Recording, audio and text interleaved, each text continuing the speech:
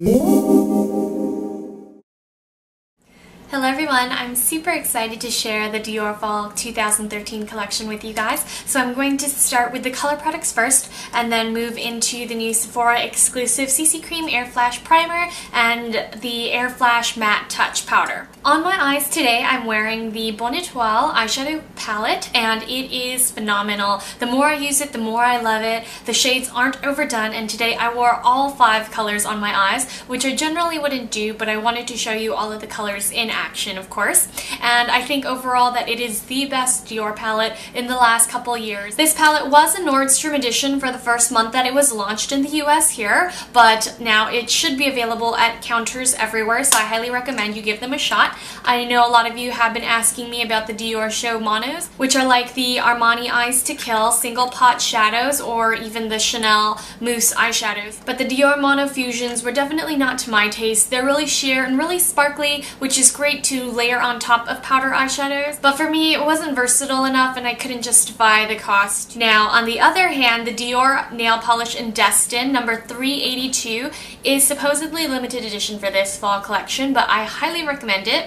It looks more mauve in the bottle. It's slightly frosty, but on the nails it's not so metallic. It is wearable to the office, even though it's not a true cream, but I have reviewed this fully on my blog and there are comparisons with nail polishes in my collection, but this Destin color is very unique and I love the formula. It's just super rich and I like to wear anywhere from 2 to 3 coats depending on what kind of look that I'm going for. But you can check out the full review on my blog and I'll go ahead and link it down below in the description box as well if you are interested. People randomly notice it and compliment the color because it's just really sophisticated. And now for the new Airflash product, since I know many of you guys are excited to hear about this and see these two in action. The CC Primer is pretty impressive. It is definitely the most lightweight primer since it is an aerosol form. I love that you spray it on, but the problem with a lot of these Airflash products is that they can get very messy, so I don't recommend you spraying it in the bathroom or vanity. Stay away from the rest of your makeup when you want to spray this directly on your face because it will cause quite a mess. I know a lot of you are really savvy with makeup products to begin with and know that you can spray this on a brush, like a flat top foundation brush. I wouldn't recommend spraying it directly onto a beauty blender, though I do use it to blend out the foundation and give it an extra smooth finish. I really love the way the Airflash products work and the CC Primer is definitely no exception. There is a slightly pink tint, so I highly recommend spraying from at least 8 inches, which is what they recommend. 6 to 8 is ideal. Anything farther than that and you're just spraying into the air.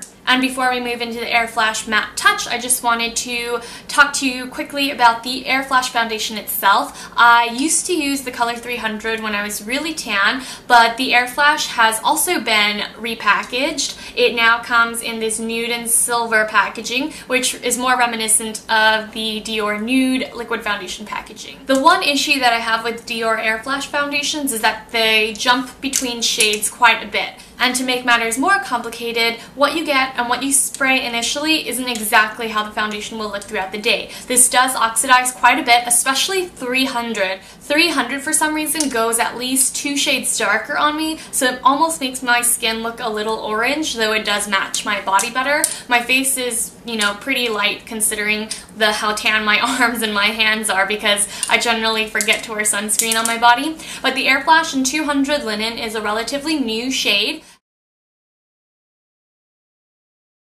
Again, you can spray directly on a brush and apply to the face, but I like to spray it just because it's more fun, even though it does cause more of a mess. Now for the Airflash Matte Touch Long-Lasting Airy Powder. I think overall when you set the Airflash foundation, it was nice to set with a powder, but then to have this complementing powder in aerosol form is really nice because it doesn't disrupt the look of the Airflash. And the thing about Airflash is that it looks really natural in person, but on camera and on photo, it just looks completely flawless. It might look like you're using a lot of foundation, but when you see someone in person, it doesn't really look like they're wearing much at all. And the Airflash Matte Touch, some complained because it looks a little orange, but that means you're spraying it too close to your face. Again, I cannot stress enough how important it is that you spray anywhere from 6 to 8 inches from your face. That way it doesn't alter the color, it doesn't change the way whatever you applied underneath will look. So the Airflash Matte Touch is great.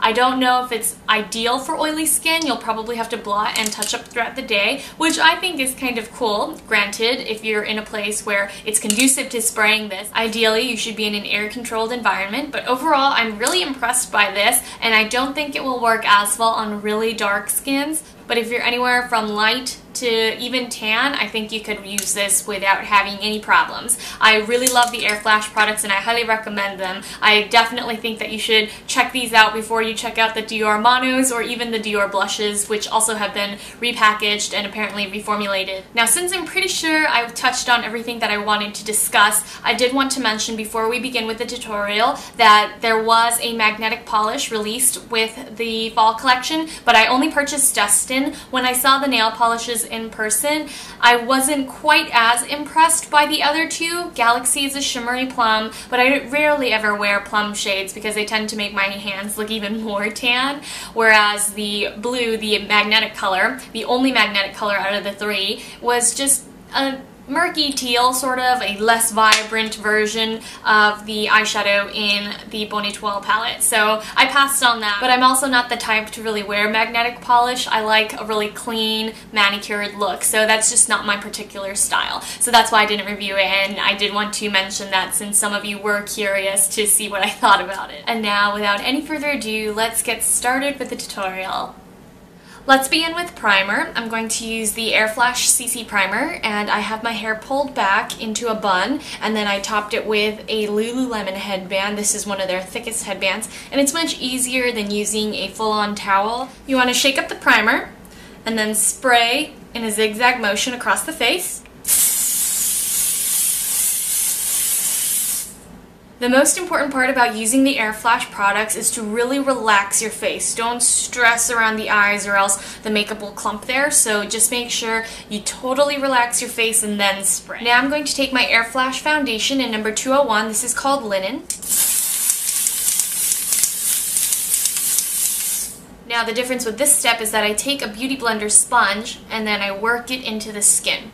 It looks just a touch too light for my skin right now, but it does oxidize a bit. My 300 color oxidizes a crazy lot. I mean, first it looks great and then it turns slightly orange. So just keep in mind that this formula does oxidize. It looks warmer already. And I highly recommend blending it in with a beauty blender. Some people like to leave the finish as is. Yes, it's beautiful, but it looks even more beautiful once blended in with a beauty blender, especially around the eyes. And to finish off the complexion before we spray down with the powder, I'm going to use my Limité de Beauté Peau Vierge Concealer. These Airspray products are super photo and videogenic, but then in person you can still see the blemishes up close. So I do still recommend using concealer. And last but not least, we're going to use the Airflash Matte Touch, which is a slightly tinted powder. If you spray too close to the face, it will turn orange. And that is my complexion complete. Today I'm going to take my Givenchy bronzer and just warm up my face a little bit. And to add a really interesting look to the bronzer, I'm going to take one of my most unique blushes. This is Tom Ford's number 4 Savage. And I'm just going to sweep this across the top of my cheekbones. And now to add a little bit more dimension, I'm going to take Dior's Amber Diamond and highlight the very tops of my cheekbones, blending it into the top edge of where we place the blush. And now we'll get started on the eyes. As you can see, I've already filled in my brows and I've gone ahead and put an eyeshadow base on. I used By Terry's eye primer as usual. And now I'm going to get started with this silvery mauve eyeshadow at the top. I'm going to place this all over the lid.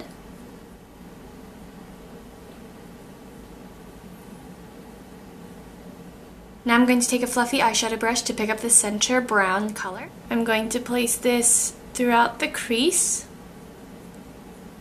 Now I'm going to take the khaki green in the very corner and tap off all the excess, and I'm going to place the eyeshadow in the very outer corner of the lid.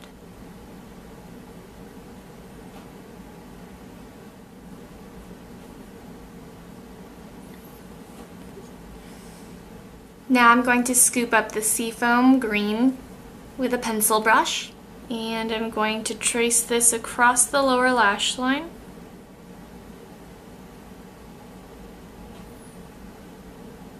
And now to finish off the lower lash line, I'm going to take the pencil brush and dip it into the blue and place it right at the outer corner, blending it in with the green. And now we'll finish off with a little bit of highlighter. I'm going to take the silver at the top with an applicator, the pointier end, and then I'm just going to place it in the inner corner. And that's a wrap for the eyeshadow. Now we're going to finish off with lip color, and today I'm not going to be using anything from Dior, but I will be doing a nude lip, which I haven't worn in a while. I'm going to be using the Hourglass Lip Pencil. This is the Femme Nude in number 4. And just for a little extra moisture and gloss, I'm going to top with my L'Amitié de Beauté Vanilla Rose Lip Gloss. And that completes my Dior Fall 2013 look. I did skip application of the eyeliner and the mascara, but I promise it's fairly simple and you've seen it many times before in all my older tutorials. I am wearing velour false lashes, and all the makeup worn can be found at the top of the link in the description box below. So I really love the way this look came together. It is definitely more makeup than I tend to wear normally nowadays, but I really enjoyed showing you the way these products work, and especially with the Airflashes, they're just so much fun. So I hope you guys enjoyed the tutorial and found it helpful. If you have any further questions about the products, please feel free to leave them down below and I'll get back to you as soon as possible. Thanks so much for watching, everyone, and I'll see you all very soon. Bye!